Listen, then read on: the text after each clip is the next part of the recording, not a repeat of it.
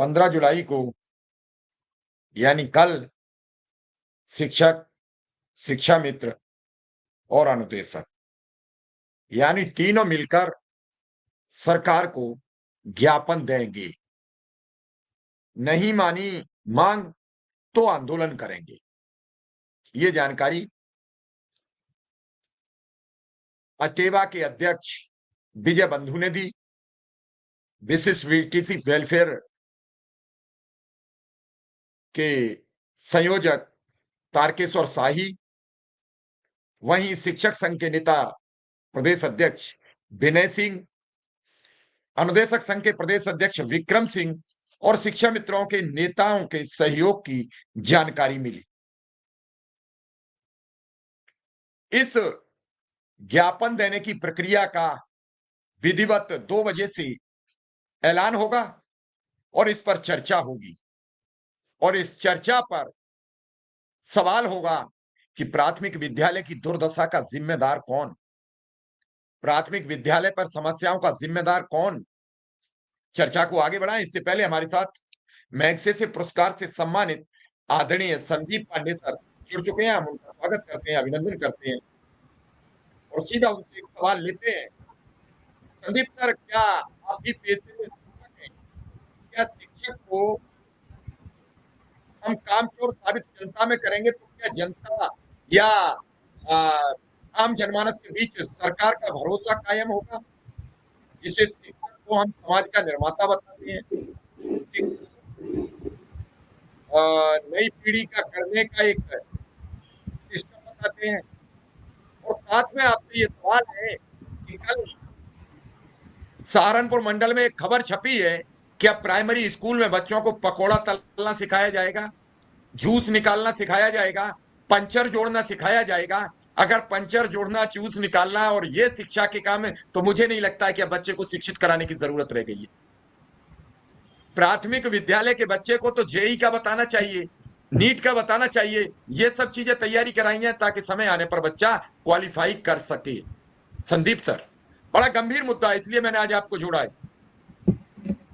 जी शिव कुमार जी, असल में ये सारी समस्या इसलिए आ रही है क्योंकि अपने देश में शिक्षा की गुणवत्ता बहुत खराब है, खास करके सरकारी व्यवस्था की।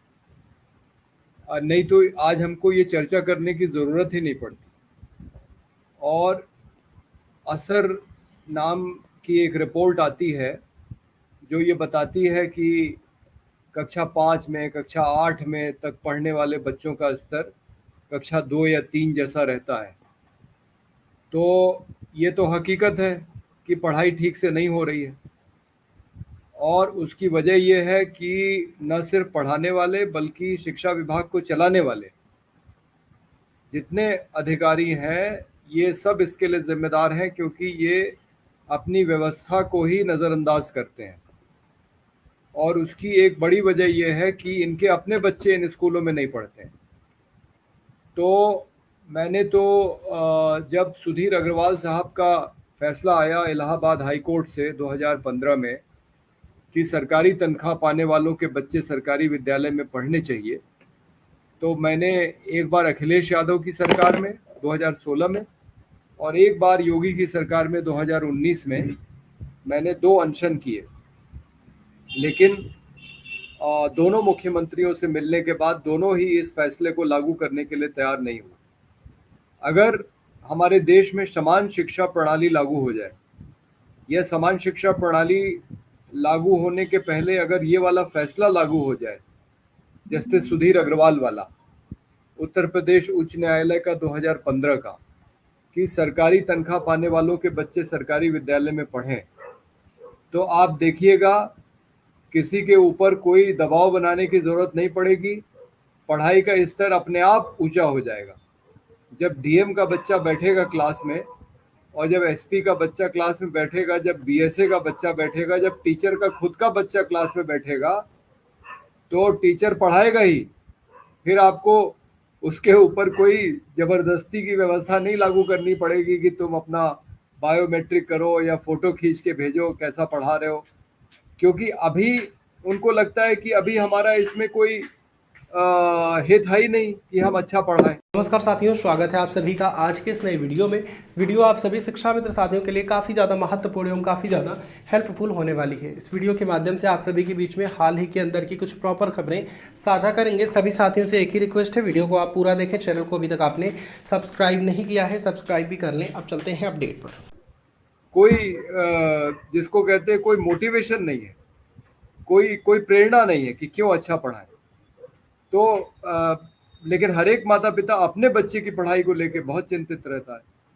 तो ये इसका सीधा साधा एक उपाय है।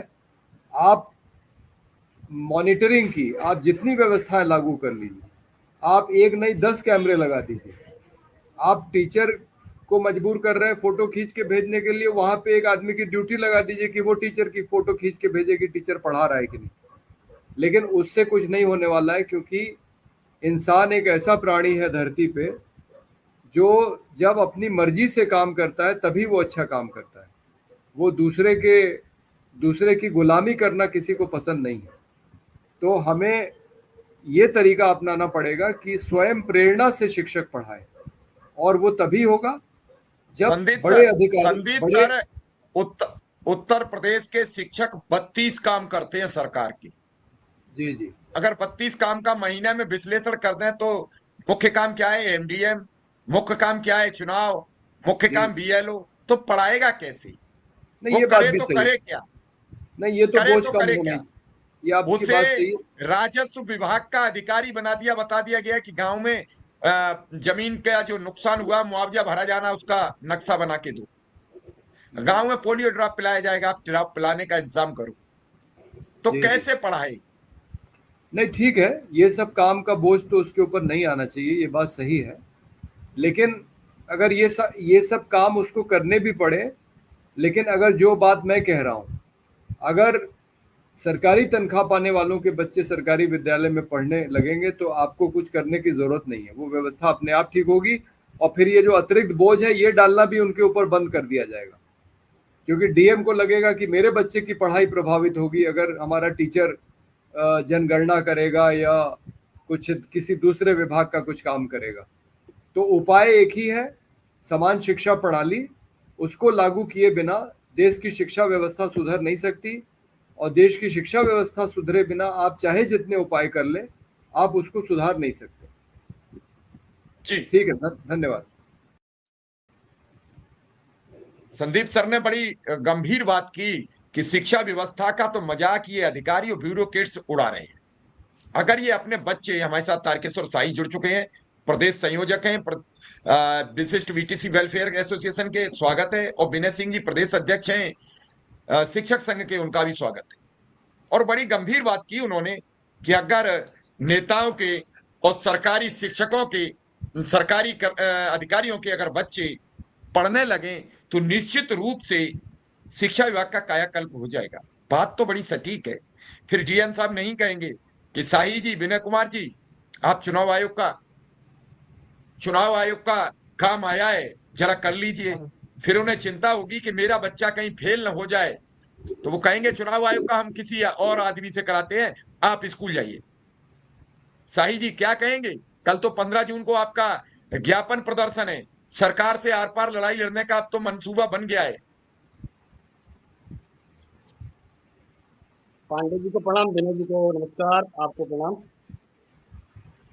सर, अब बिगुल तो बच चुका है, रणभेरी बच चुकी है। अब गेंद योगी जी के हाथ में, क्योंकि हमारे प्रदेश के मुखिया वही हैं। प्रकारांतर से तमाम नौकरशाह भांग पी पी के लगे हुए हैं उनको समझाने में। आप सिर्फ किसी एक व्यक्ति को जोड़ दो, ठीक है?